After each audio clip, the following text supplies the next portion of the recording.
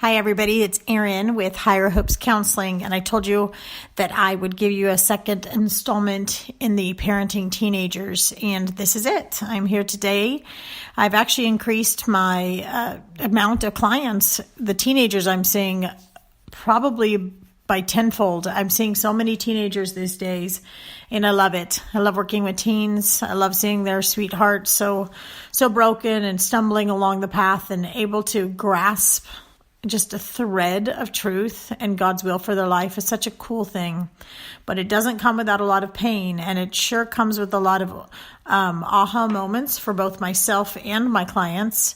And what I mean by that is aha moments in their minds, because they're able to make some sense, make some heads or tails of things for the first time, but also aha moments in just how scared, how broken, how lost our teens these days are.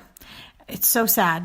We're dealing with, I would say, an epidemic. The things our teens are doing, the things that they're involved with, it's like war out there. I just said that to a mom today in a session. It's like war. And so I wanted to address the parenting side specifically today.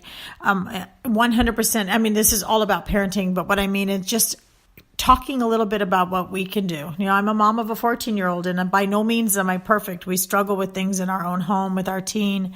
So I bring this all to you with love and care and concern that we can all do better, not because we've got it down pat. We just continually try to do better with the gifts and the skills we've been given, and I wanted to share that with you. I'm reading in Psalm 78 today, and if you get down to verse 5, it says, He decreed statutes for Jacob and established the law in Israel, which He commanded our forefathers to teach their children, so the next generation would know them, and even the children yet to be born, and in turn they would tell their children. Then they would put their trust in God and would not forget His deeds, but would keep His commands. They would not be like their forefathers, a stubborn and rebellious generation, whose hearts were not loyal to God, whose spirits were not faithful to Him. So when people come in to see me, especially when they bring teens in, I often spend a lot of time with the teenager and the mom or the dad or both in the office with me for the first few sessions. Sometimes the parents leave after a little while. It just depends on the teen I'm working with. But what I have recognized and what I'm seeing a lot is parents who have fallen away from their faith, fallen away from their own personal discipline, fallen away from the example they know they need to set.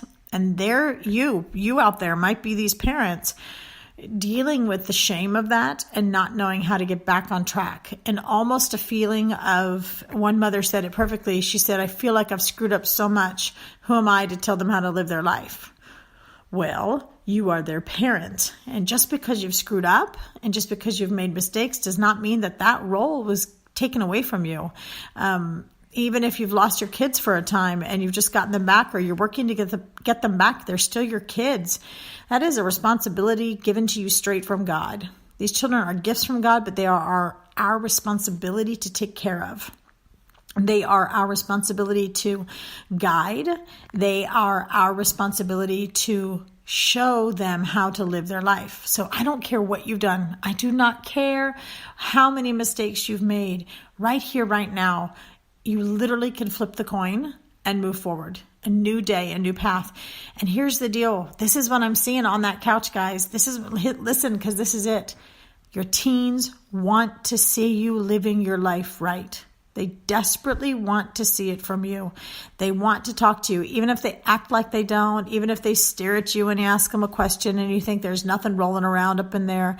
Even if you feel like you're not connecting, they want you to talk to them. So keep trying, and we'll talk about that later. We'll talk about communication, but they want to see you living your life right. I've had teens straight up tell me, I don't want my mom to do this. I don't want my dad to do that. They say they're not supposed to do this, or they say they're going to quit doing that, but then they don't. And they're frustrated, and they're seeing your example. And it's almost a, why bother if my parents can't even get it together?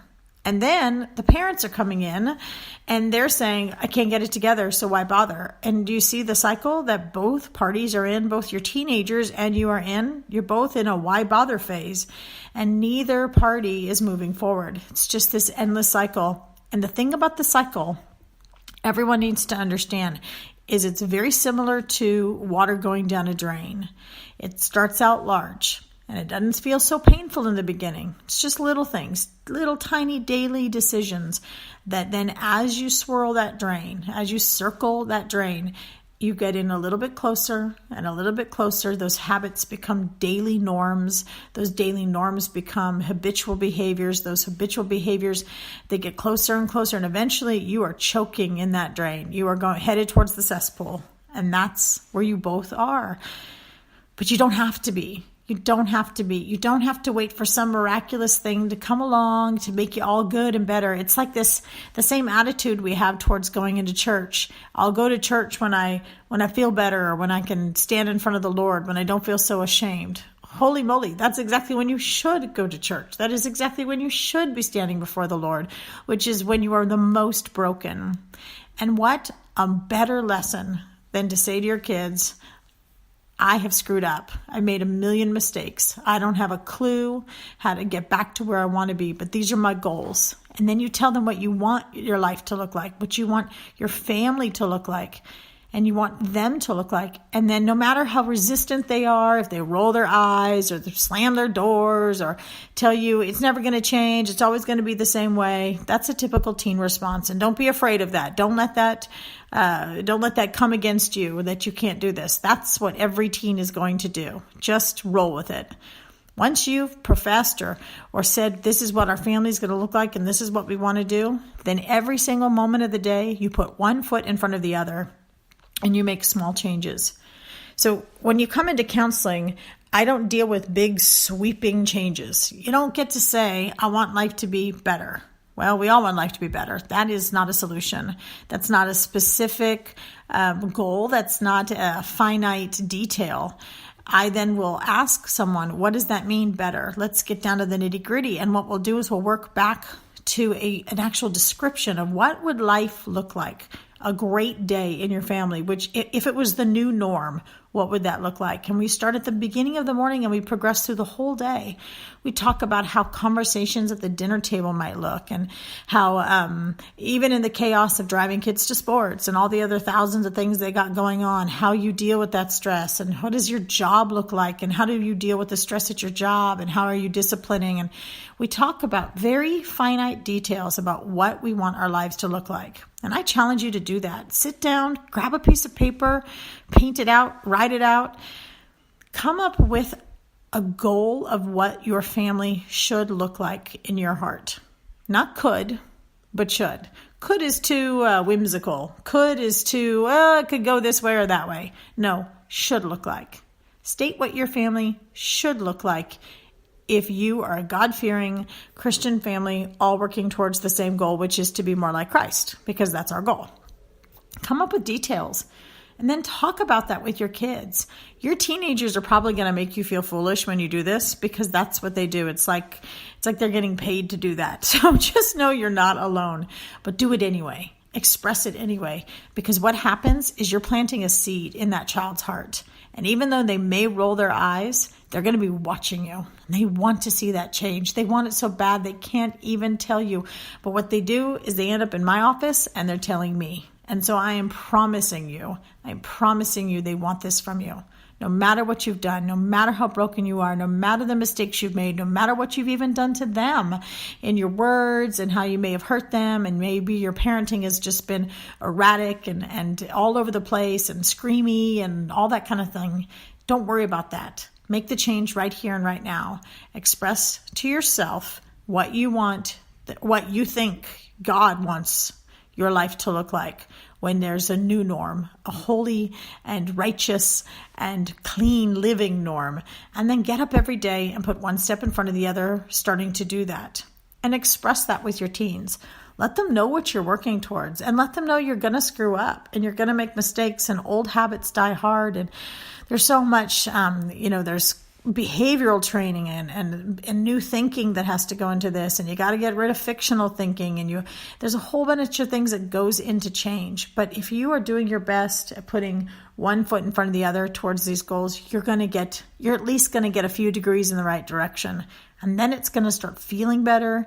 It's going to start behaving better. Your life, things are going to start falling into place the way they should. You'll think clearly. The anxiety will go down. The anger will begin to dissipate. And when you come out of those cycles, when you stop circling that drain, you'll be able to process better as a family. And you'll see your kids respond to that. They're going to respond, and they're going to respond well. It's not an overnight fix. This is not going to happen all in a week, guys. It took years to get you where you are. It's going to take a long time to get you back. But we believe if you're a Christian, and I'm a Christian counselor, so this is my bent, this is the angle I come from. If you're a believer and you give this up to God and you do what I'm telling you, God's word tells us to do right here. He tells us, tell our children to put their trust in the Lord. Don't forget his deeds. Keep his commands. And don't be like your forefathers who were stubborn and rebellious. If you teach this to your kids through your actions, and they get to see you in the word and in church and in fellowship and making godly choices, the best to your ability, they're going to respond. So this is just one of many things we have to do as parents. Lucky us, it's not just a one-step thing. We get to try lots of things, but it also means there's a lot of work going into parenting. It's the most exhausting thing in the world. It's scary and it's overwhelming, and sometimes we just want to throw in the towel and take care of ourselves. But this is when we have to white knuckle it and hold on for dear life, and we have to fight for our families. We're in a season of fighting for our family and fighting for our boy, and we're just not willing to go down. We're not going down. And I hope that you have that same feeling inside of you. This is war. We're at war against forces that we don't understand and that are coming at us. And we got to fight for our families like we never have before. I'm with you in this fight. I really am. I am with you. I am walking with you. I am praying for you. And I'm hoping that you can see a new day and a new dawn with your teens, but it's starting inside of you and in your actions. Once again, remember, I am always available. You can find me on Facebook, either at Erin Kincaid or through Higher Hopes Counseling. You could private message me. You could also find the office number at the website at higherhopescounseling.com. I do both Skype, Zoom sessions, and even some Facebook chats, and I can do phone sessions as well if needed. My offices are in North Texas in a little town called Caddo Mills, so if you're not nearby, virtual sessions are feasible. And if you are nearby, I'd love to have you. If you need anything and you are looking for a resource, please don't hesitate to reach out. And of course, if you would ever like to support the ministry and the work that I'm doing here in this community, you can visit me at higherhopescounseling.com. Please send me an email. I'd love to know what's going on with you, what you're dealing with, where you need prayer. I'd love to pray for you. I'd be honored to be able to pray for you in your life and in your walk. And if you'd like to support the ministry, shoot me an email. We can talk about that, and I'll let you know where our needs are the greatest. Please pray for my family as I'm praying for yours, that we would be protected and that God would provide and keep us safe on this journey. I'll see you again soon. I'll be posting about different emotions teens go through, the different struggles through the emotions that they struggle with most in my next topic. So stay tuned, and I'll see you online. Thanks. This is Erin Kincaid, and you've been listening to the Higher Hopes Counseling Podcast.